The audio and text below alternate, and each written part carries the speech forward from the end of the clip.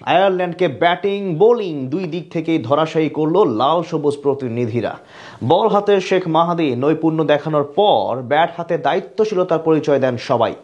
দারুণ টিম ওয়ার্কে জয় তুলে নেয় টিম টাইগার্স। আইরিশদের বিপক্ষে ডু অর ডাই ম্যাচে বাংলাদেশের এমন জয় নিয়ে বাকিটা জানবো রিপোর্টে।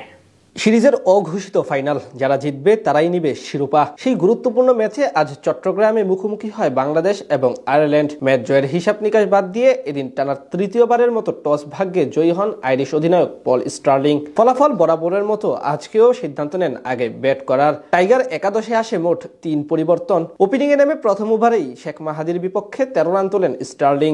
দ্বিতীয় ওভারে শরীফুল দারুণ করে গেলেও খরুচে ছিলেন মোহাম্মদ সাইফুদ্দিন। সাথে সহজ ক্যাচ মিস করে জীবন উপহার দেন আইরিশ কাপ্তানকে। চতুর্থ ওভারে টানা 3 বলে বাউন্ডারি হজম করার পর দারুণ এক ডেলিভারি দিয়ে টিম ট্র্যাক্টরকে বোল্ড করে সাজ করে ফেরান শরীফুল ইসলাম। সফরকারী ওপেনারের কাছ থেকে আসে 10 বলে 17 রান। এক প্রান্ত আগলে রেখে খেলতে থাকেন স্টার্লিং, তবে বেশিক্ষণ টিকতে পারেননি প্রথম ম্যাচের হাফ সেঞ্চুরিয়ান টিম ট্র্যাক্টর। মুস্তাফিজের বলে বোল্ড হয়ে মাত্র 5 রান করে তিনি ফিরে যান ডাগ আউটে। পাওয়ার প্লেতে 51 রান তোলে আয়ারল্যান্ড।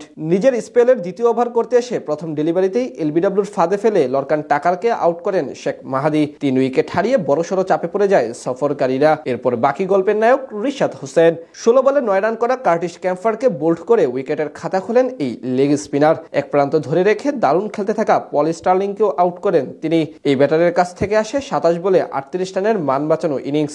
আজ 4 ওভারে 21 রান দিয়ে 3 উইকেট নেন রিশাদ। আইরিশদের বাকি পথ আরো বেশি কঠিন করে তোলেন মুস্তাফিজুর রহমান। তার জোড়া আঘাতে পুরোপুরি কোণঠাসা হয়ে পড়ে সফরকারীরা। শেষ পর্যন্ত জর্জ ডকরেলের 19 রানের ইনিংসে ভর করে 117 রানে অল আউট হয় আয়ারল্যান্ড। জবাব দিতে নেমে আজ তানজিদ তামিমের সঙ্গে ওপেন করতে আসেন ডানহাতি ব্যাটার সাইফ হাসান। দুজন মিলে দারুণভাবে সামলাতে থাকেন প্রতিপক্ষ বোলারদের। প্রথম 3 ওভারে আনেন 26 রান। চতুর্থ ওভারে 1 ছক্কা এবং 4 হাঁকিয়ে ভালো কিছুর ইঙ্গিত দেন সাইফ হাসান। কিন্তু ওভারের শেষ ডেলিভারিতে ক্রেইগ ইয়ং এর বল মিডনের উপর দিয়ে খেলতে গিয়ে ক্যাচ দেন তিনি। বিদায় নেন 14 বলে 19 রান করে। ক্রিজে এসে বেশিক্ষণ স্থায়িত্ব পাননি অধিনায়ক লিটন কুমার দাস। মাত্র 7 রান করে হ্যারি ট্র্যাক্টরের শিকার হন টাইগার কাপ্তান। পাওয়ার প্লেতে 2 উইকেট হারিয়ে 48 রান তোলে বাংলাদেশ। এক প্রান্ত আগলে রেখে অসাধারণ ব্যাট করতে থাকেন তানজিদ তামিম। তার সঙ্গে যোগ দেন পারভেজ হোসেন ইমন। দুজনের দৃঢ়তায় ধীরে ধীরে বেশ ভালোভাবে লক্ষ্যের দিকে আগাতে থাকে টিম টাইগার্স। তানজিদ তামিম এবং পারভেজ হোসেন ইমনের দায়িত্বশীল আচরণে অবশ্য আর কোনো বড় বিপদে পড়তে হয়নি বাংলাদেশকে, অর্থাৎ সহজেই চলে যায় জয়ের বন্দরে।